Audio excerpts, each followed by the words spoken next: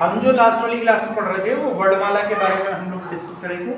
तो मैंने कल तुम लोगों को एक पॉइंट बताया था कि वर्णमाला में हमारे लिए सबसे इंपॉर्टेंट पॉइंट होता है वर्ण। इसको हम जो पढ़ते हैं वो वर्ण व्यवस्था के अंतर्गत पढ़ते हैं। किसके अंतर्गत पढ़ते हैं? वर्ण व्यवस्था। वर्ण व्यवस्था में हम किसे देखते हैं? तो हम वर्णों के बारे में कल मैंने तुम लोगों को बताया कि वर्ण क्या होते हैं। बताया था नहीं बताया था? वर्ण को क्या बताया? वर्ण क्या होते हैं?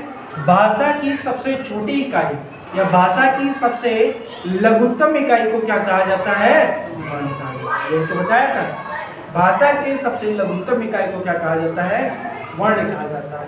और वर्ण के कितने प्रकार बताए थे? वर्ण कितने प्रकार के बताए थे? 2 प्रकार। एक कौन से होते हैं? एक होते हैं स्वर और दूसरे कौन से होते हैं? और मैंने तुम्हें कुछ पॉइंट्स बताए थे उनके बारे में बस बता रहा हूँ हल्का सा, ठीक है। अब मुझे ये बताओ कि स्वर कितने प्रकार, स्वर कौन से होते हैं? स्वर किसे कहते हैं? स्वर वे होते हैं जिनका उच्चारण स्वतंत्र रूप से किया जाता है, उन्हीं को हम क्या कह देते हैं? स्वर कहते हैं। बिल्कुल आसान सा। व्यंजन किसे कहते हैं? व्यंजन वे होते हैं जिनको किसी की सहायता से बोला जाए, उन्हें हम क्या कह देते हैं? व्यंजन कहते हैं। बताया था नहीं बताया था? जिनको, या अगर मैं कहूँ किसी की सहायता से बोले जाए या जिनको स्वरों की सहायता से बोला जाए, उन्हें क्या कह देते हैं? हम व्यंजन कहते हैं। स्वरों के बारे में मैंने 3 पॉइंट्स बताए। स्वर कुल कितना, हिंदी में स्वर कितने होते हैं? स्वरों की संख्या कितनी बताई थी? हिंदी में स्वरों की संख्या कितनी बताई थी? बताया नहीं बताया? इसके बाद अगला पॉइंट मैंने क्या बताया था कि मूल भाषा में, इसमें मूल भाषा में कितने बताए थे? 13। कौन? तो मूल भाषा में जो स्वरों की संख्या है वो कितनी है? 13। एक क्या हो जाएगी? लिर और ऋ। ये क्या हो जाएंगे? और ऋ। ये क्या हो जाते हैं? हमें याद रखना, ये क्या हो जाएंगे? हमारे मूल भाषा के स्वर। तो मूल भाषा में स्वरों की संख्या कितनी हो जाएगी? 13। और इसके बाद नेक्स्ट पॉइंट मैंने क्या बताया था? मैंने बताया था मात्रा व उच्चारण के आधार। किसके आधार पर? उच्चारण के आधार। तो मात्रा और उच्चारण के आधार पर मैंने तुम्हें कितने बताए थे? तो आपके लिए बताए थे मैंने। तो इनके आधार पर कितने हो जाएंगे? 10। कौन कौन से? देखो, मात्रा के आधार पर अगर मैं तुमसे लिखूं स्वर कितने होते हैं, तो आप लिखोगे अ, आ, ई, उ, और उसके बाद क्या हो जाएगा? ए, आई, ओ और इन्हीं को हम क्या कह देते हैं? स्वर। क्या देते हैं? नहीं क्या देते? तो स्वरों की संख्या कितनी हो जाती है? स्वरों की संख्या कितनी होगी? 11। गिन लो। 2 2 4 2 6 2 8 2 10 और एक क्या हो गया? 11। टोटल 11 लिखे हैं नहीं लिखे? इतनी चीज याद रखना। इसके बाद भैया 2 और एक्स्ट्रा जोड़ दोगे, ले और रे, तो क्या हो जाएंगे? 13। और अगर मैं मात्रा के आधार पर बात करूं, तो मात्रा के आधार पर क्या आपने सबकी मात्रा देखी? देखी नहीं देखी? अगर आपसे मैं कहूँ आ की मात्रा इस तरह से, छोटी की मात्रा इस तरह से देखते हैं, बड़ी की मात्रा इस तरह से देखेंगे, ऊ की मात्रा इस तरह, छोटा ऊ बड़ा ऊ, और री की मात्रा इस तरह से नीचे आपको लगेगी। ठीक है? ए सिंगल, आई डबल, ओ और क्या किसी ने आ की मात्रा का प्रयोग होते हुए देखा है? नहीं ना। तो ये इसलिए क्या हो जाएगा? आ को मात्रा के आधार पर हम यहाँ पर नहीं देखते, तो आ हट जाएगा, नहीं हट जाएगा, तो इसलिए क्या हो जाते हैं? 10 हो जाएगा। क्लियर की बात? यहाँ तक कोई दिक्कत? अब देखो, व्यंजन मैंने अभी बताऊंगा आगे, तो हम और डिस्कस करेंगे। रफ करूँ इसे? अब देखो, अब हम बात करते हैं स्वरों के बारे में। स्वर बता दिए कि स्वर क्या क्या होते हैं, कितने कितने होते हैं, और ये सारी चीजें हमने डिस्कस करेंगे। इसके बाद अगला पॉइंट बनता है कि स्वर के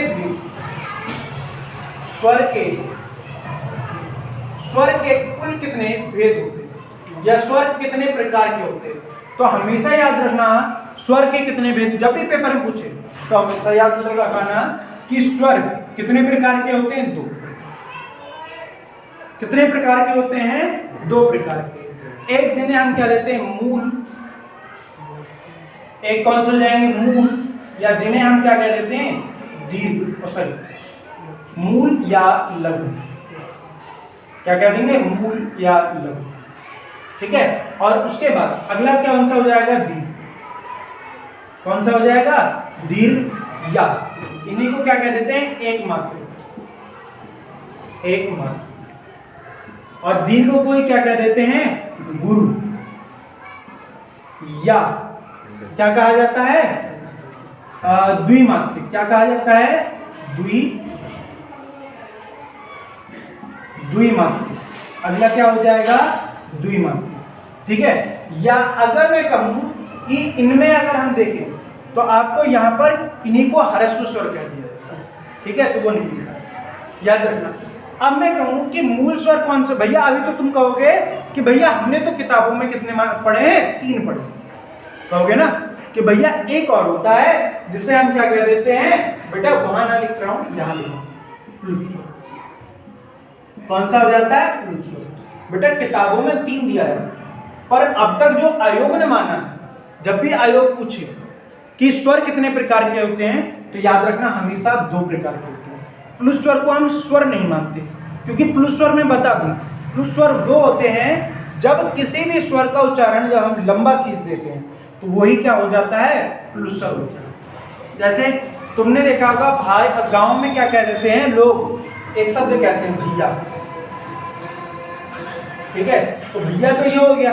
अब भैया कोई दूर खड़ा हुआ व्यक्ति है, उसे संबोधित कर रहे हैं, ठीक है, तुमने गांव में देखा होगा भैया, अब उनने एक बार रेडियो ऑन कर दिया, भूल गए कि बंद भी करना है, भैया वो आई चल रहा होता घंटे भर तक, ठीक है, तो वो क्या हो गया, खिंच गया, नहीं खिंच गया, तो वो क्या हो गया, भैया। इसलिए इसमें क्या लगाते हैं हम, गुरु की मात्राओं का प्रयोग करते, नहीं करते। इसी तरह से तुमने सुना होगा हम जब ओम को लिखते हैं,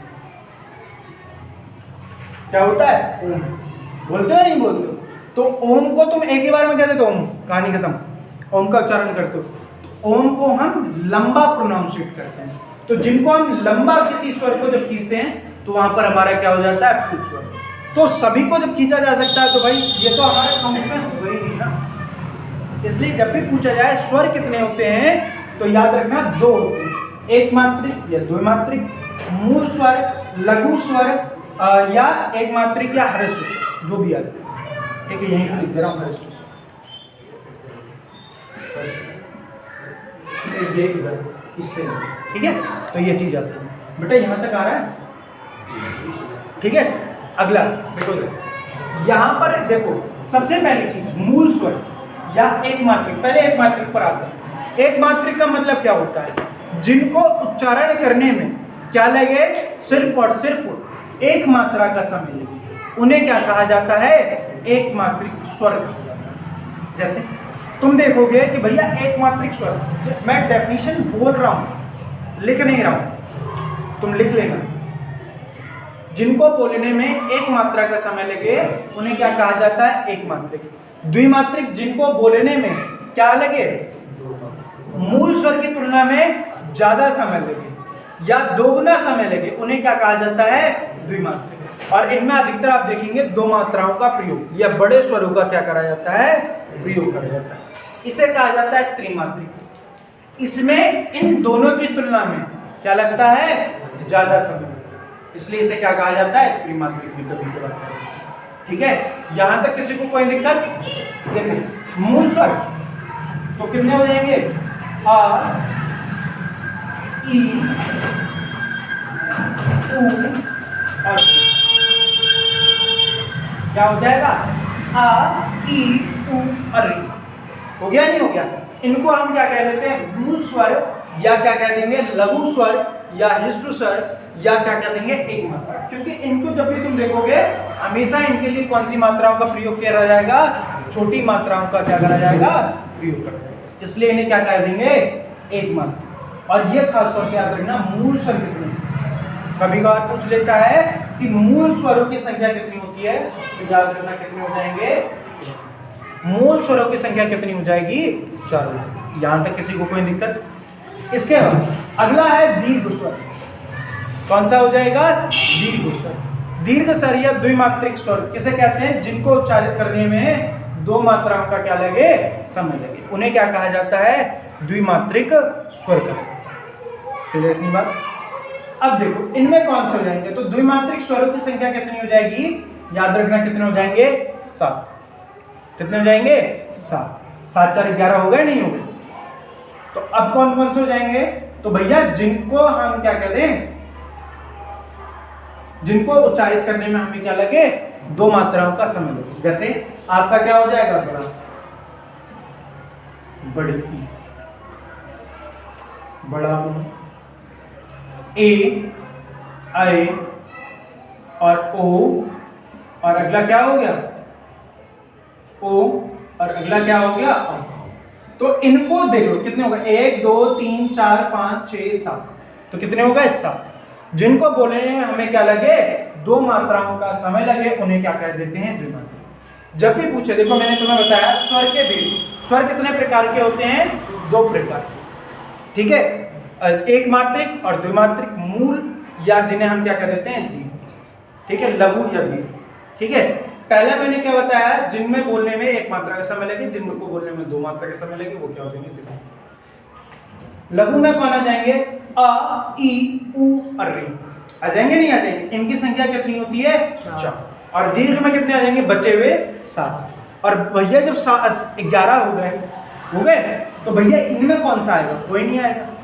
इनमें हम सभी को इंक्लूड कर देते हैं जिनका उच्चारण क्या करा जाए, लंबा करा जाए। जैसे ओम, ओ की मात्रा को हम लंबा खींच रहे हैं, नहीं खींच रहे भैया, या को लंबा खींच रहे हैं, नहीं खींच रहे, तो आ को, आ की जो मात्रा है उसी को तो लंबा खींचा है। तो यहां पर आपको इस तरह का देखने के लिए मिलता है। क्लियर इतनी बात? इसके बाद अगला यहीं पर मैं क्या दूं, संधि स्वर कितने होते हैं, कोई मुझे बताएगा? हाँ, 4। अच्छा, और बताओ, देखो यहीं पर, अब ये पहला टाइप मैंने खत्म कर दिया, अब मैं कह रहा हूं संधि स्वर। तो याद रखना संधि स्वर कितने होते हैं, 4 हमें देखने के लिए मिलते हैं, जिन्हें हम विजातीय स्वर भी कहते हैं। देखो अब हम बात कर रहे हैं जाति के आधार पर। देखो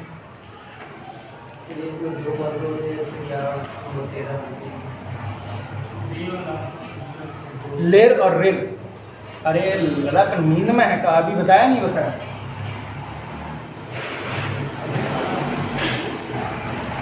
ठीक है, अगला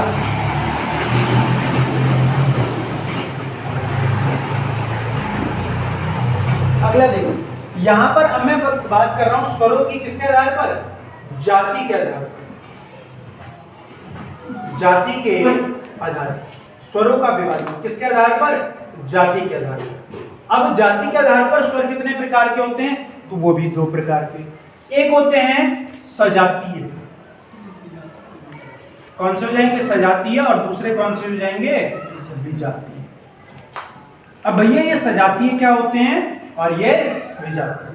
अब जब देखो, पहले मैं बता दूं, फिर मैं वही लाइन बोल रहा हूं, मेरा समझाना है सिर्फ मतलब, और मेरा कोई मतलब नहीं है समझाने के लिए, ठीक है, और कोई अलग मानो तो मान लो, ठीक है।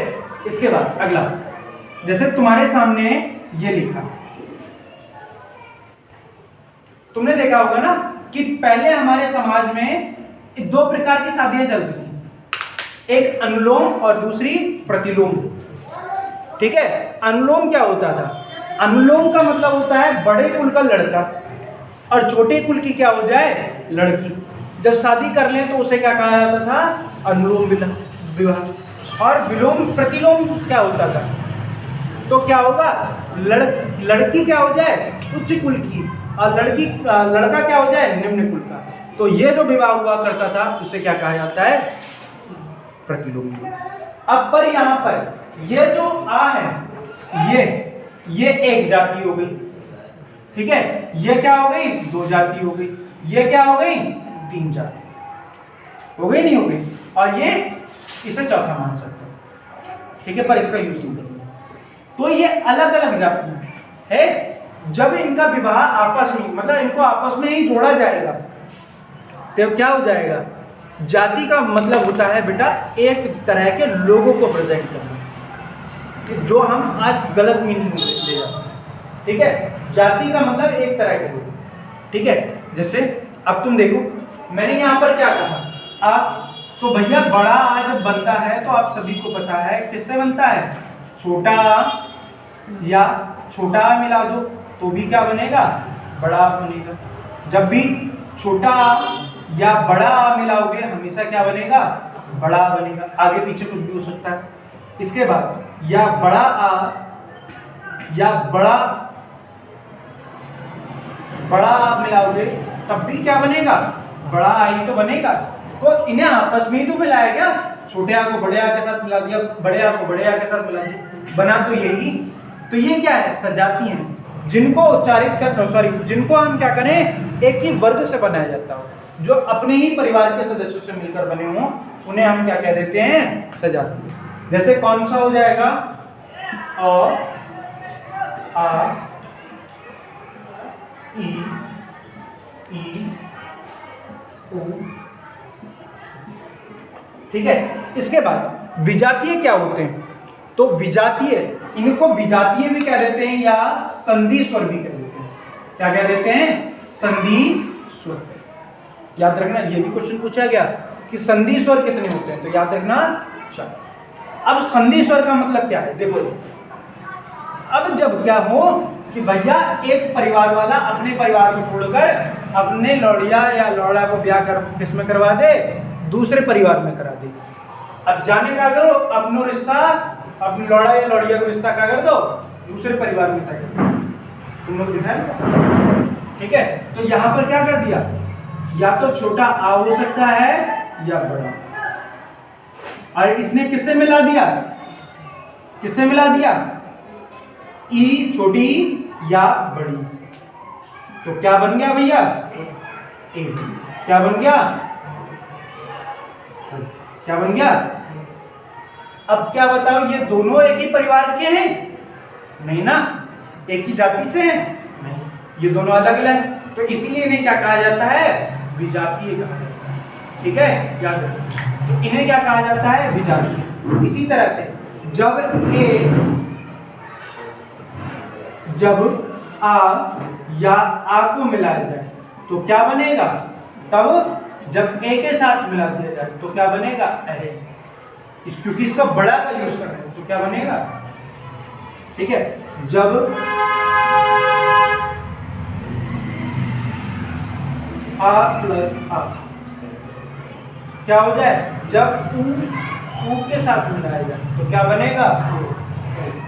क्या बनेगा? ओ। और जब इसको क्या हो जाए? आ या आ के साथ मिला दिया जाए तो क्या बनेगा? तो क्या बनेगा? ओ के साथ मिला दिया गया तो क्या बन गया? तो भैया ये क्या हुए? क्या ये अपने परिवार से मिलकर बने? नहीं, इसलिए इन्हें हम क्या कह देते हैं? विजातीय स्वर। तो विजातीय स्वरों की संख्या कितनी होती है? 4। याद रखना, कितनी हो जाएगी? 4। या संधि स्वरों की संख्या क्या हो जाएगी? हमेशा याद रखना, कितनी हो जाती है? 4। ठीक है, याद रखना, कितने हो जाएंगे? 4। कौन कौन से? ए, आई, ओ और अ। कितने हो गए? 4। और इन्हीं को कभी कभार कह देता है संयुक्ताक्षर स्वर। क्या कह देता है? संयुक्ताक्षर स्वर। तो संयुक्ताक्षर स्वरों की संख्या कितनी होती है? तो याद रखना, संयुक्ताक्षर स्वरों की संख्या क्या होती है? 4। जैसे मैं तुम्हें प्रीवियस ईयर का एक क्वेश्चन पूछ रहा हूं, जैसे जिन लोगों ने पढ़ रखा वो बता सकता है, मैं तुमसे कहूं जिसे पूछूंगा वो बताएगा।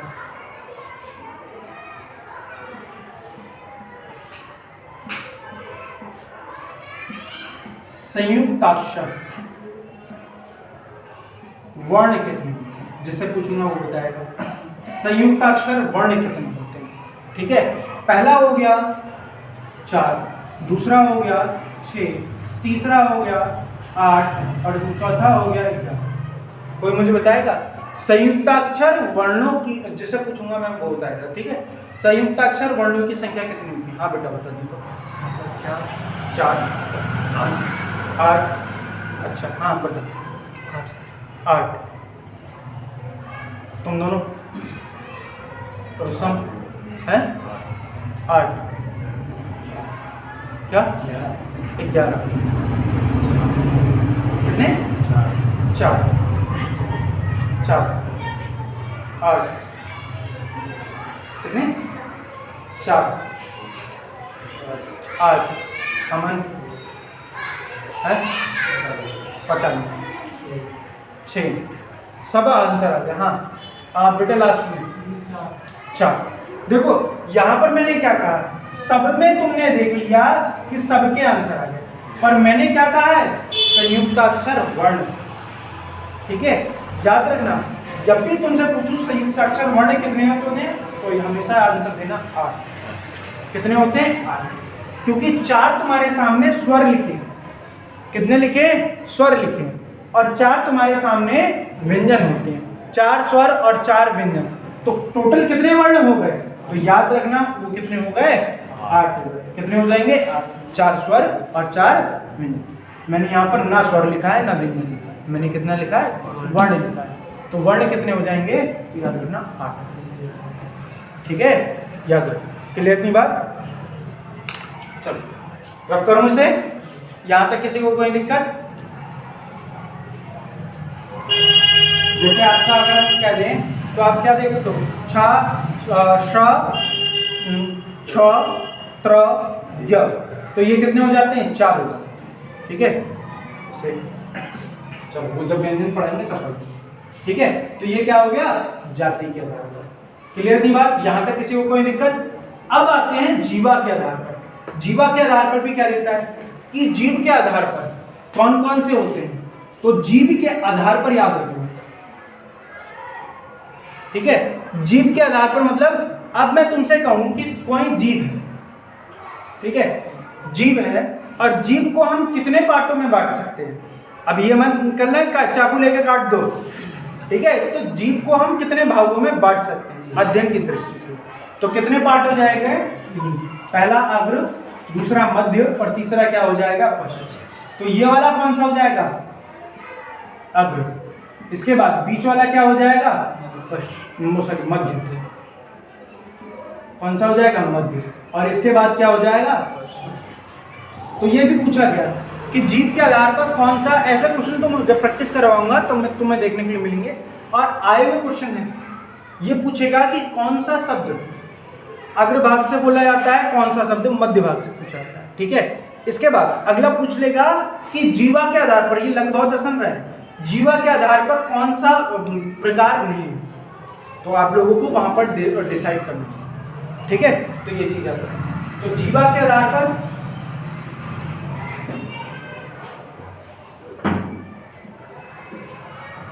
या जीव, जीव के आधार तो कितने प्रकार के हो जाएंगे, तो जीव के आधार पर कितने हो जाएंगे 3। पहला कौन सा हो जाएगा अग्र, फिर कौन सा हो जाएगा और फिर कौन सा हो जाएगा। अब देखो अग्र में कौन से हो जाएंगे, जो आगे जिनका स्टैंड खराब है, जो आगे की तरफ लुढ़कते हुए दिखेंगे। अब देखो याद करने का तरीका होता है ई ए, और इनका भैया क्या है स्टैंड खराब है, हल्का सा धक्का तो गिर जाएंगे। ठीक है, तो ये क्या हो जाएंगे, इन्हें अग्र कहा जाता है। जो आगे की तरफ लुढ़क रहे हो उन्हें क्या कहा जाएगा अग्र कहा जाएगा। क्लियर इतनी बात? तो ये चीज आप लोग याद रखना। इसके बाद मध्य में कौन सा आ जाएगा, तो याद रखना मध्य में सिर्फ और सिर्फ कौन सा आ जाएगा, और इसके बाद जितने भी बचे रहेंगे वो सभी किस में आ जाएंगे पश्चिम में आ जाएंगे। जैसे अगर मैं तुमसे कहूं तो कौन सा आ जाएगा बड़ा उ ए सॉरी ओ, और क्या हो जाएगा, और भैया एक हो जाता है इसमें कौन सा, किसको इंक्लूड करते हैं, तो याद रखना आगत स्वर। ठीक है, तो ये क्या हो जाएगा ये भी। ठीक है। तो ये भी किस में आता है, इसी में। क्लियर इतनी बात। इसके बाद अगला मैं कह देता हूं ओष्ठाकृति के आधार पर। किसके आधार पर, ओष्ठाकृति। ओष्ठाकृति मतलब बोलते समय हमारे मुंह को आकार के आधार पर। ठीक है, क्या हुआ बेटा, आगत मतलब जिन स्वरों को हमने किसी दूसरी भाषा से अडॉप्ट किया, और ये जो स्वर हैं इन्हें हमने अंग्रेजी भाषा से अडॉप्ट किया। ठीक है, जैसे अब तुम इसका यूज सिर्फ और सिर्फ डॉक्टर में करते हो, ऐसे शब्दों में यूज करते हो, अंग्रेजी भाषा में यूज करते हो, हिंदी में नहीं यूज करते। ठीक है, तो इस अच्छा कोई मुझे ये बता सकता है इस चिन्ह को क्या कहा जाता है, क्या कहा जाता है? तो इस चिन्ह को याद रखना, क्या कहा जाता है, लाघव चिन्ह कहा जाता है। और लाघव का मतलब ये क्या होता है, चीजों को छोटा करने का काम करता है। ठीक है, चलो रफ कर दूं।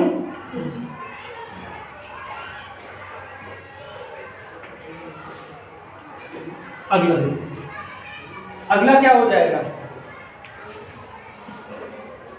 अगला मैं कहूं तो किसके आधार पर अगर हम बात करें तो अगला कौन सा हो जाएगा आपका, मैं बता रहा था ओष्ठाकृति। किसके आधार पर, ओष्ठाकृति के आधार।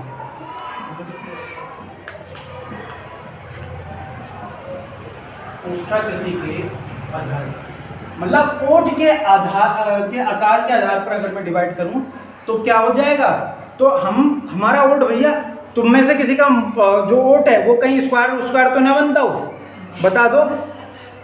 ठीक है, क्यों रे संतरा, तेरे तो ना बन जाते हैं।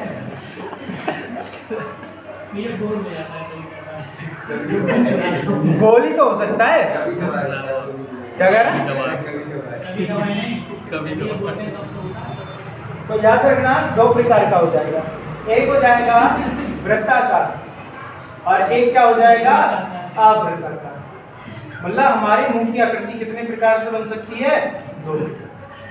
ठीक है, अब ये मत करने लगना कि भैया स्क्वायर मुंह में रख लिया और स्क्वायर बना के दिखा दिया बोलते समय।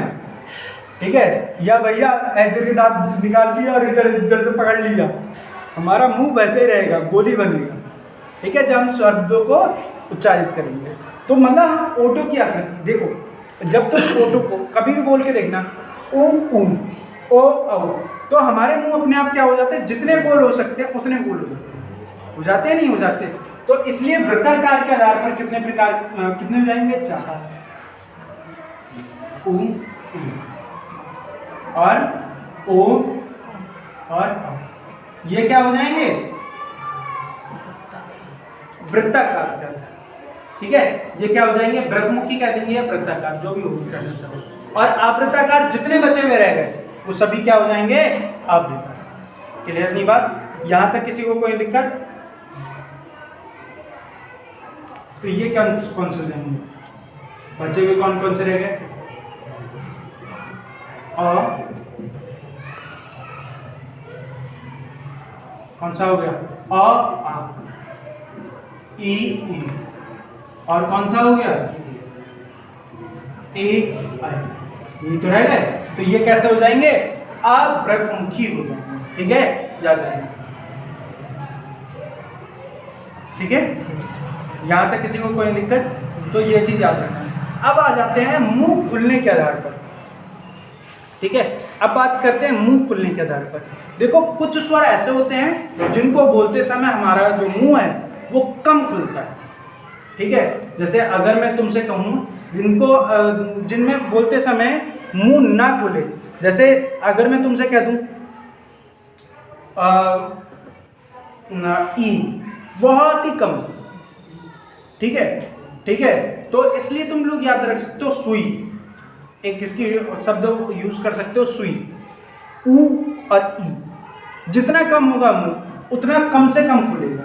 ठीक है, तो याद रखना इनमें हम कौन सा यूज करेंगे, तो याद रखना। तो देखो, अब देखो मुंह खुलने के आधार पर अगली हेडिंग डाल सकते हो, किसके आधार पर, मुंह खुलने के आधार पर।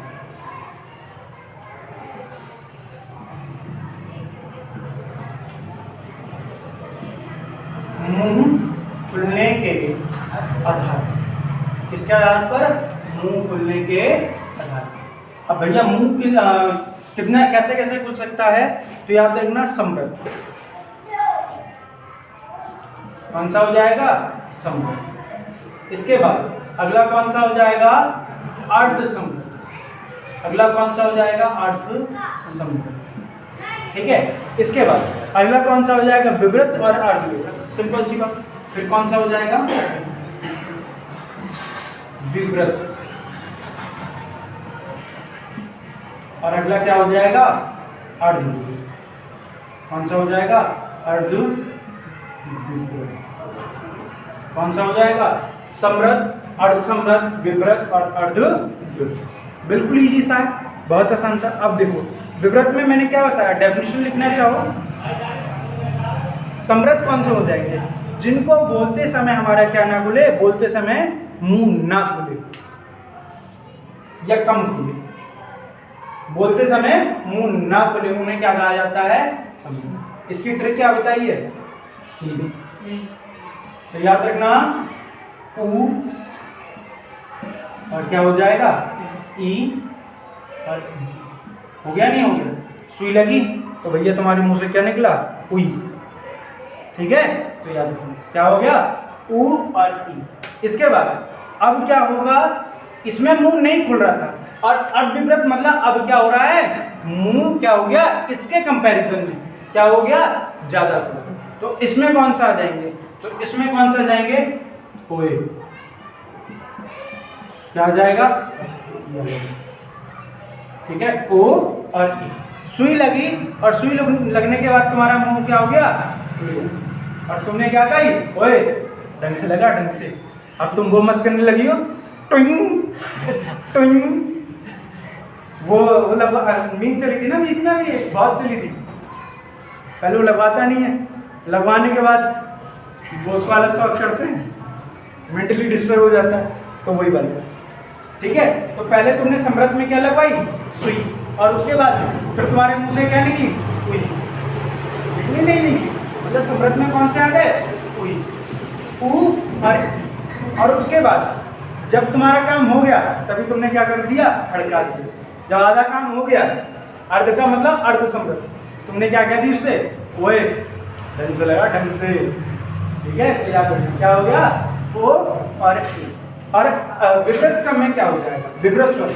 विवृत स्वर में याद रखना जिसमें मुंह क्या हो? ज्यादा खुलता हो, आ। ठीक है, तो विवृत स्वर कौन सा हो जाएगा? ठीक है, क्या हो गया? आ। और उसके बाद जितने बच्चे रह गए जिनमें विवृत की तुलना में क्या हो? कम, उसे क्या कर देंगे? अर्ध विवृत। ठीक है, अब वो कौन कौन से हो सकते हैं? तो लिख लो। आ ए ओ। अ ए औ। और कौन सा हो जाएगा? लिखना चाहो तो आगे। ठीक है, कौन सा हो जाएगा? आगे। क्लियर नहीं बात? तो भाई ये तीन तुम्हारे आ गए, तो बचा हुआ रह जाएगा, इसमें देख लोगे नहीं देख लोगे? अब देखो कैसे देखोगे। तो भैया याद रखना समृद्ध में कौन से हो गए? तुम्हारी क्या लगी? सुई लगी। और सुई लगते ही तुमने क्या कही? उई। और उसके बाद फिर तुम्हारा क्या हुआ? आधा काम हो गया। और समृद्ध में कितना काम हो गया? आधा। तो तुमने उससे क्या कह दी? ओए। ठीक है, और उसके बाद फिर क्या हुआ? विवृत, मतलब वापस लौट के गए। अब फिर क्या बोले? इतना कोई अब तोरे लगाऊं। ठीक है, तूने मेरे लगा लिया, अब मैं तेरे लगाऊं। तो मतलब ये तीन तुम याद में, ये तुम्हारे अलग अलग तरीके हो सकते हैं याद करने के, वो तुम देखो। ठीक है, उसके बाद जो बच्चे को हुए रह गए वो किस में आ जाएंगे? अर्ध विवृत में आ जाएंगे। ठीक है, इस तरह से तुम याद कर सकते हो। ठीक है, यहाँ तक किसी को कोई दिक्कत तो पूछो। ठीक है, ये होते हैं हमारे मीटर। इसके बाद अगला आता है, मैं मात्राएं थोड़ी सी बता दूं। जैसे एक आता है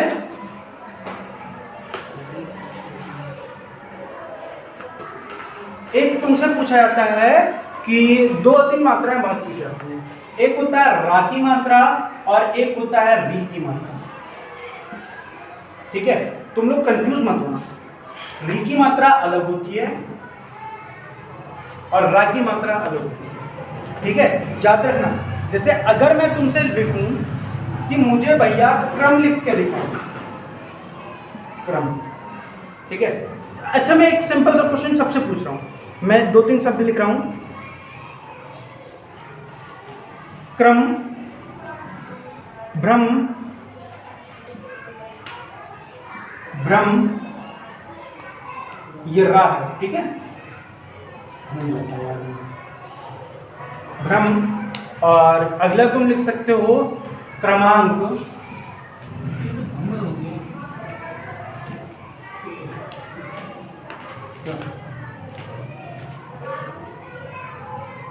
अगला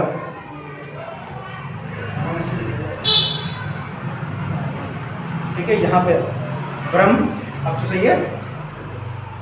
और उसके बाद अगला मैं तुम्हारे लिए लिख दूं तो तुम लिख सकते हो कर्म, ठीक है। अब मुझे ये बताओ, जिससे पूछूंगा कि इनमें से किस में आधा रा है, इनमें से किस में रा की मात्रा आधा रा का प्रयोग किया है, इनमें से किस में आधे रा का प्रयोग किया है। एक और लिख दूं, चलो क्रमांक हटा, मैंने लिख दिया ट्रक, चलो अब बताओ, ठीक है। अब बताओ इनमें से किस में आधे रा का प्रयोग, शायद ये ऐसे ही क्वेश्चन कुछ पूछा गया है, बता बेटा। अमित ही नाम ना बेटा, कौन सा, किसमें आधे रा का प्रयोग किया, जल्दी बता, इतना सोचना का बचपन से नहीं पढ़ते हुए आ रहे। रोहित है ट्रक में, अच्छा क्रम, और तू कर्म में, और क्या रह गया भ्रम। हाँ बोलो आप, कौन है ब्रह्म वाला, याद रखना जिसमें आधी रा की जो आधी मात्रा होती है वो क्या होती है, ऊपर लगती है। रा जब भी आधा होगा तो वो क्या लगेगा, ऊपर लगेगा। बाकी जितनी भी है ये सब पूरी मात्रा है। ट्रक बेटा ऐसा नहीं लिखा जाता है, ये तो लिख तुम्हें किताबों में लिख देता है, ट्रक ऐसे लिखा जाता है, ठीक है। और ये हो जाता है ख। यहां पर ये जो होता है ये रा की मात्रा होती है, और ये जो होती है वो हलंत को प्रेजेंट करता है। तो अब तुम क्या सोचते हो, होगा, ठीक है। तो ये चीज याद रखना। तो यहां पर देखो, और मैं हमेशा कहता हूं कि जो नीचे होता है वो पूरा होता है, और जो सर चढ़ा होता है वो क्या होता है, अधूरा होता है। जो पैर पड़ा वो पूरा, जो सर चढ़ा वो अधूरा, ठीक है। याद रखना हमेशा, जैसे तुम लोग युद्ध लिखोगे, युद्ध सही लिखा है? कितने लोग कह रहे हो युद्ध सही लिखा है? सही है। अच्छा ये बताओ कितने लोग ये कह रहे हो कि ये वाला सही है, ये सही है ना, और कितने लोग ये कह रहे हो कि ये वाला सही है?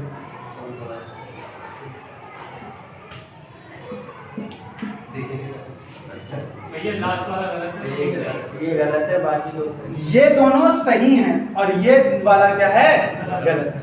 अब देखो कैसे, इसको हम क्या लिख सकते हैं, ठीक है। इसमें अगर मैं तुमसे कहूं तो जो धा है, मैंने तुम्हें कहा जो पैरों में पड़ा है, जो पैर पड़ा वो पूरा, जो सर चढ़ा वो अधूरा। जो पैर पड़ा वो पूरा, जो सर चढ़ा वो क्या हो जाएगा। अब देखो यहाँ पर मेन चीज क्या है कि ये पैरों में कौन, धा, मतलब धा क्या है, पूरा है, और जो सर पे चढ़ा हुआ है वो क्या हो जाएगा, धा के ऊपर है, बीच में है, ठीक है। मतलब ये बताने के लिए, तो दा आधा है और धा पूरा। तुमने ऐसे लिखा होगा, एक जगह लिखा हुआ देखा होगा चिन्ह, ऐसे देखते हो, ये चिन्ह ये वाला भी सही लिखा है, और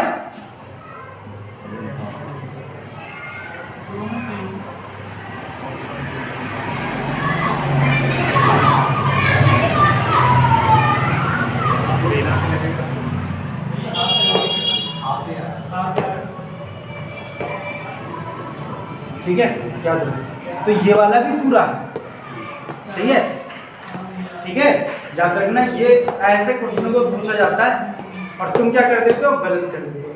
अभी दूसरा एक चीज ऐसे पूछा जाता है, एक है कंड, कंड, और एक है कंड, और एक है, चलो ये तीन, बताओ कौन सा गलत है? तीनों सही है। तीनों सही है। हाँ बताओ, और कोई बताएगा? बीच का गलत है, बाकी दोनों सही है। बीच का गलत है, बाकी दोनों सही है। और बताओ बेटा, याद रखना ये वाला गलत है और ये दोनों सही है, और ये नाम पे नाम नहीं रख सकते ये बीच क्योंकि ये जो कहता है ये हमेशा कहता है इसका पांचवा अक्षर प्रयोग करा जाता है। जब ये अंकी बिंदी होती है तो इसका ही क्या करा जाएगा, पांचवा अक्षर प्रयोग किया जाएगा। जो लास्ट में इसके बाद जो शब्द प्रयोग है उसका पांचवा अक्षर प्रयोग किया जाएगा। लास्ट वाला ना सुनो। समझ नहीं आ रहा। क्या सही? ठीक है, जैसे देख क्या लिखते हो हिंदी में, क्या लिखते हो, हाँ, सही। ट, ठ, ड, ढ, और क्या लिखते हो, इसका पांचवा अक्षर, इस पंक्ति का लास्ट अक्षर कौन सा है, पढ़ाई तो है। तो तुम इसको क्या करोगे, आधा करके यूज करोगे और किसी को यूज नहीं कर सकते। तुमने देखा होगा एक शब्द लिखू, गौर से लिखते हो, संगी, इसको जब तुम तोड़ते हो तो कैसे तोड़ते हो, सम प्लस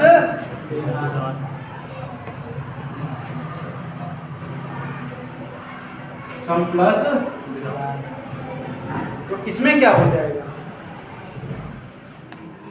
बताओ जरा। तो यहाँ पर ब है तो ब कौन सी लाइन में आता है, देखो इसमें सा वाली लाइन में कुछ नहीं आ सकता, या रा ला व, इसलिए यहाँ पर माँ का प्रयोग किया जाता है। और तुम मुझे कोई शब्द बताओ जिसमें हम इस तरह के यूज कर सकेंगे। तो गलत हो गया थोड़ा सा यहाँ पर, ये समझ इसे तोड़ेंगे सम प्लस विधान में। शंकर, शंकर पहली चीज तो तुम आधा तो गलत भी लिखते हो। हाँ और कुंठित। चलो अभी इसके मैं देख लूंगा सब, तब मैं दूंगा संधि भैया, संधि लिख सकते हैं। संधि ऐसे ही तो लिखते हैं, ठीक है। तो संधि को क्या कहते हो, तो इसे तोड़ते क्या हो, सम प्लस, तोड़ते हो नहीं तोड़ते हो, तो बताओ ये कौन सी लाइन में है, ता, था, द, ध, ता, था, द, ध, सम प्लस,